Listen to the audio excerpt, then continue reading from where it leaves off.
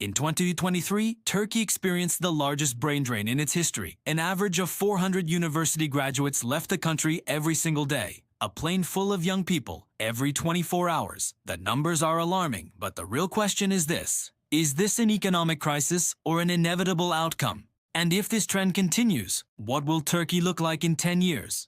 Migration isn't a new phenomenon. People have been moving for better opportunities for thousands of years. But what's happening in Turkey is different. In the year 2000, around 8,000 Turkish university graduates emigrated abroad. This isn't just an increase, this is an explosion. And the most concerning part, these figures only reflect official records. The real number is likely much higher. So who's leaving? According to data from the Turkish Statistical Institute, 68% of emigrants are between the ages of 25 and 39.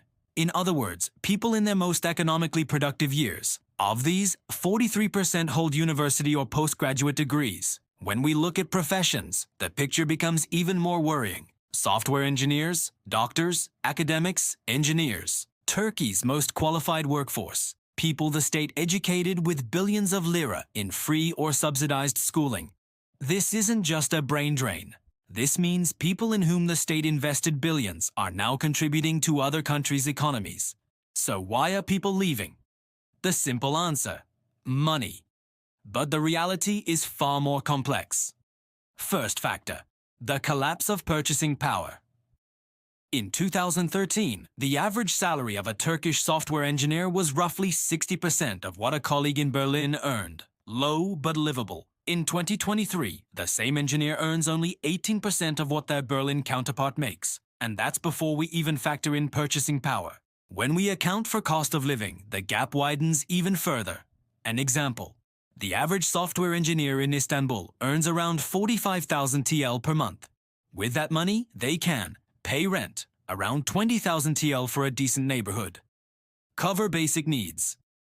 But buying a car, at least 3 to 4 years of savings required. Buying a house?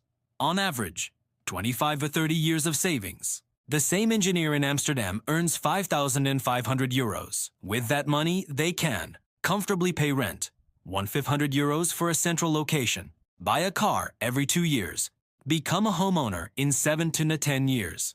This isn't just a difference in living standards. This is a difference in being able to plan your future. Second factor: professional satisfaction and career opportunities. A Turkish doctor's story is fairly typical. 6 years of medical school, 4 to 5 years of specialty training. A total of 11 years. The salary they eventually earn, around 60,000 to 80,000 TL per month. But working conditions are harsh. Long hours in private hospitals, inadequate equipment in public hospitals, and the time per patient? An average of 5 to 7 minutes. If the same doctor works in Germany, a monthly salary of 6,000 to 8,000 euros, much better working conditions, and the luxury of spending 20-30 minutes per patient. This isn't just about money, it's about being able to practice your profession properly. Third factor: political and social instability. This factor is more subjective but cannot be ignored. Many young people who leave say in interviews, "I can't plan my future. I don't know what tomorrow will bring. I don't want my children growing up here." Economic instability creates uncertainty, and uncertainty pushes people toward more predictable countries.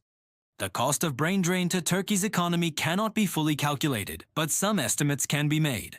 Lost education investment. The cost to the state of a university graduate, including education subsidies, averages 200,000 to 300,000 TL.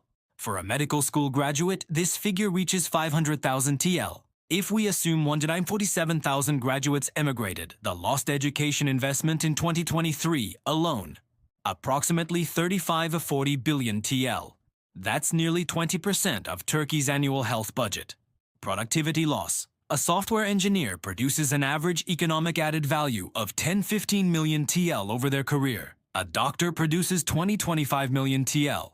The total economic value that would be created by the 500,000 highly skilled workers who emigrated in the last 5 years? Conservative estimate, 5 to 7 trillion TL. This loss isn't just a number. It means companies not founded, technologies not developed, patients not treated. Tax revenue loss. High-income professionals are the group that pays the most tax to the state.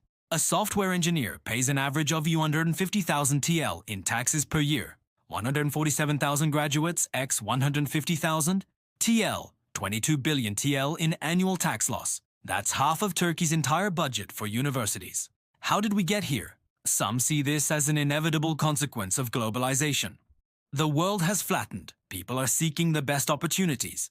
But that's only half the truth. Because other developing countries, Poland, Czech Republic, South Korea, went through similar economic conditions but managed to reverse their brain drain. The Poland example. When Poland joined the EU in 2004, millions of Poles emigrated to Western Europe. But after 2015, the trend reversed. Why? Because Poland's economy strengthened, salaries rose, living standards improved, and young people started returning. In Turkey, the opposite process occurred. Between 2013-2023, the Turkish lira lost value. Inflation became chronic. Purchasing power eroded. The result? Not reverse brain drain, but accelerated brain drain. Policy mistakes. Economists point to several critical policy errors. Interest rate policy confusion. Decisions contrary to orthodox economics scared away foreign investors and weakened the lira. Education-employment mismatch. Turkey produces 1 million university graduates every year, but the economy only creates 400,000 qualified jobs. R&D inadequacy. Turkey allocates only 1% of its GDP to R&D. South Korea allocates 4.8%, Germany 3.1%. Highly qualified graduates are being produced, but the ecosystem to retain them isn't being created. If this trend continues, what will Turkey face? Scenario 1. Demographic crisis. The demographic crisis experienced by Japan and Italy could come to Turkey too. The young, educated population decreases. The elderly population increases. Result: more retirees, fewer taxpayers. The social security system could collapse. Scenario 2. Middle-income trap. Turkey is already stuck in the middle-income trap, meaning it can't compete with low-income countries on price or with high-income countries on technology. Brain drain deepens this, because the workforce that could produce high technology is disappearing. Scenario 3. Reverse cycle. Optimistic. But it's not all dark. If the right policies are implemented, if economic stability is achieved, if living standards rise, if professional satisfaction opportunities increase, young people who left can return, just like Poland did. Even better, the phenomenon known as diaspora knowledge transfer could occur. Professionals who gained experience abroad could return to Turkey bringing knowledge and capital, but the window for this is closing. In 2023, Turkey lost 400 graduates every single day. This isn't just a statistic. These are 400 stories, 400 families, 400 dreams. And behind each one is the same question. Why couldn't I stay here? The answer isn't simple, but it can't be ignored. If an economy can't retain its brightest minds, it will face bigger problems in the future. The question is, can Turkey reverse this trend? Or will the next decade simply mean more planeloads of young people? Only time will tell. Don't forget to follow us and like the video.